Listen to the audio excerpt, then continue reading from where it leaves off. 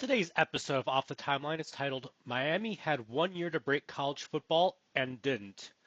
What if, in 1986, the most feared program in college football quietly made a decision that didn't change their season, but changed everyone else's future? Not a loss, not a firing, not a scandal, a conversation. And when the Miami Hurricanes hesitate at exactly the wrong moment, college football didn't get more chaotic, it stabilized. This is the story of how Miami almost broke the sport and how waiting 1 year too long made them just another program. But first, let's set the stage. By 1986, Miami's not just winning, they're intimidating, they're independent, they're national, they're polarizing in a way no program has ever been, and they're under real NCAA pressure. Behind closed doors, Miami's board authorizes something subtle but dangerous. Not a conference move, not a public threat, but exploratory conversations about protection, insurance. That decision is made above the head coach, and that's where the erosion starts. And that sets the table for Jimmy Johnson and the first crack. At this point, Jimmy Johnson still runs the program publicly. Privately, something has changed. Oversight is added. Discipline decisions are reviewed. Messaging is softened. Nothing dramatic, nothing fireable. Just enough to make a coach like Jimmy Johnson start planning his exit. Miami goes 10-1 in 1986, but the broadcasts change. Every win now comes with questions about sanctions, about governance, about whether Miami is still untouchable. The myth flickers. And that sets the stage for the leak that shouldn't have happened. Then it leaks, not from Miami, from the Midwest. A Big Eight administrator floats a sentence that rewires the sport. Miami has explored a football-only national alignment model. Miami doesn't confirm it, but they don't deny it either.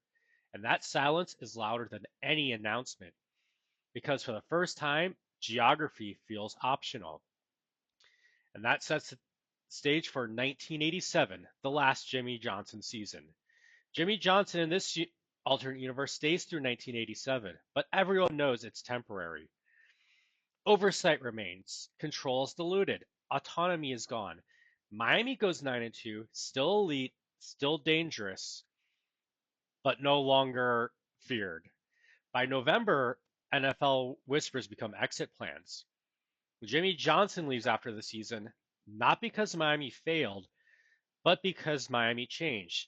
And that sets the stage for the replacement that makes sense and why it was the problem. Miami ends up hiring Mike Gottfried, a clean hire, a credible hire, an administratively safe hire. This is important because it signals a philosophical shift from intimidation to management, from fear to professionalism. In 1988, Miami goes 8-3, ranked, respected, but the blowouts are gone, and so is the aura. Broadcasters stop asking, who can beat Miami? They start asking, who are they now? And that sets the table for the realignment window opening. And this is the moment that matters. The Big Eight conference stops denying interest. They don't announce anything. They just don't deny it. Behind the scenes, Oklahoma and Nebraska see national upside. TV partners float coast to coast inventory. A football only future becomes thinkable, and Miami hesitates. Lawyers slow things down.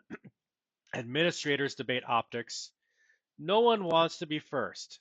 That hesitation costs them leverage, and that sets the table for others making the move first. By 1990, Miami's competitive on the field going 8-3, but the sport has already reacted. The Big Ten has accelerated Notre Dame conversations. The SEC plans around Florida politics.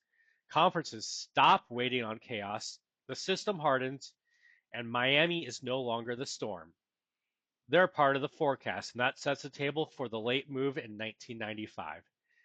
In the mid-90s, Miami finally commits. They join the ACC. While it is the right conference, it is the wrong moment. Miami joins as a program seeking stability, not one force in alignment. They go 9-3. They're good again, but they're regional. The ACC does not orbit Miami. Miami orbits the ACC, and that sets the stage to Notre Dame's outcome.